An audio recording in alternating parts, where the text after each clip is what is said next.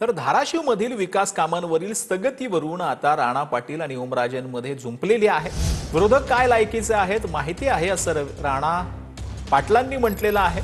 तर ओमराजेंसंदर्भातील पत्रकारांच्या प्रश्नावर राणा पाटलांनी हे उत्तर दिलंय। तर 18 महिन्यांपूर्वी निविदा काढूनही काम पूर्ण नाही असा आरोप ओमराजे निंबाळकरांनी केला। विरोधकांनी त्यांचं म्हणणं लेखी द्यावं आणि संबंधित प्रशासन त्यांना लेखी उत्तर देईल। पुन्हा हवेत काही गोळा मारण्यात काही पॉईंट नाही। आणि विरोधक काय लायकीचे तुम्हाला माहिती आहे, तुम्ही कशाला त्यांच्याकडे जाता? नार्को टेस्टची जरा बरीच माहिती दिसते, त्यांच्याशी एकदा 1 to 1 करू आपण, तुम्ही या। बघा, जनतेला या आरोप प्रत्यारोपामध्ये काही पडलेलं नाही। जनतेला फक्त एकाच प्रश्नाचं उत्तर अपेक्षित आहे की 18 महिन्यापूर्वी ज्या कामाची निविदा प्रसिद्ध झाली होती आणि ज्या कामाची निविदा 3 महिन्यात त्या ठिकाणी अंतिम करणं अपेक्षित होतं आणि काम चालू करणं अपेक्षित होतं, त्या कामाला 18 महिने का गेले?